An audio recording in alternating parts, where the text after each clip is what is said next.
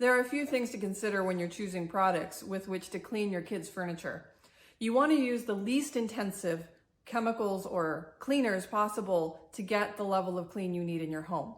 The level of clean we need in our home is not the level of clean we need in a hospital. You don't need that level of sterility, and it really would be dangerous to achieve that on an everyday basis. The type of chemicals that you would need would be very, very intense.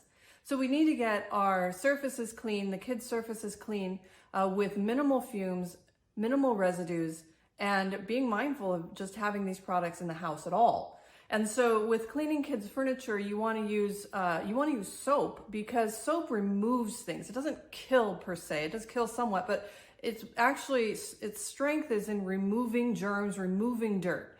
And this is the best that we can have at home. Soap and water has never been beat as far as everyday cleaning goes for our bodies and for our houses. The other advantages to soap is that you have minimal fumes and it's very clean rinsing. Soap is attracted to water, so when you use a damp cloth, it's actually being attracted to the water in the cloth and it wipes right off.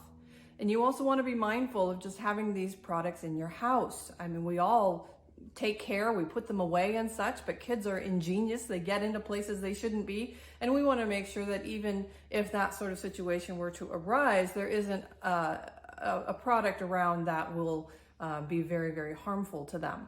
And so keeping all of these things in mind as you're choosing your cleaning products mean you want to go as low as possible to get the cleaning that you need. And really soap and water or other green cleaners such as vinegar are the best options for cleaning kids' furniture.